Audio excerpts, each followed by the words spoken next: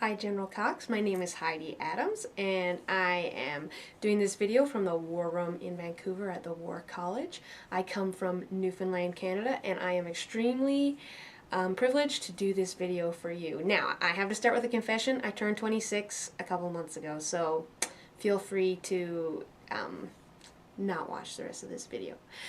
But just in case you still want to consider my views, I most enjoy activities in the Salvation Army that either have to do with prayer, evangelism, or social action. So, yeah, things getting in the community, where we're helping people, being that physical, tangible help to someone.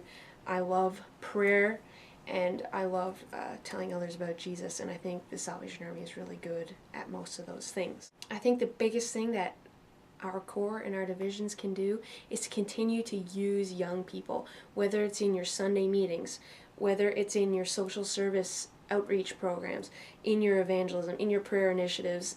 Make sure that young people are participating and young people are being included and used. I think specifically divisions should have a discipleship program that goes beyond just summer camping ministries and maybe one or two youth councils events type thing. I think there should be some kind of divisional program that actively disciples young people. There's something called Accelerate that has been happening in Canada. Something else that's just starting here in the BC division called Living Sacrifices, and those both look amazing. And I would love to see more divisions doing something like that for young people. I loved being a young person in the Salvation Army. I did junior soldiership, I did senior soldiership, and I have always, in all three corps that I have served in, I've always felt valued and included. First of all, the Salvation Army is the church of my dreams. I love the Salvation Army. I especially love what we stand for, this perfect marriage of social action and commitment and dedication to Jesus. So that just keeps me fired up. I love our history.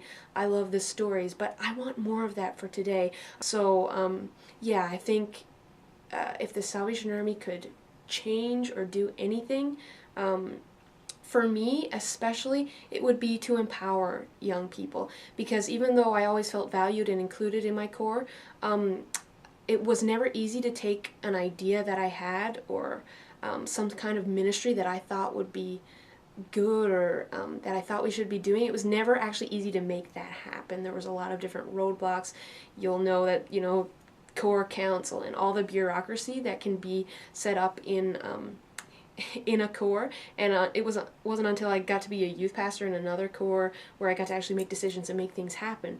But if young people, when they have an idea or when they have an innovation in ministry, that the Corps can be there to say, yes, okay, how can we make this happen? What are some suggestions? How can we support you to do that? I think that would be the one thing that would be really valuable for young people and for the Salvation Army to even just be as it was in the beginning, so innovative, trying new things all the time. That would be amazing.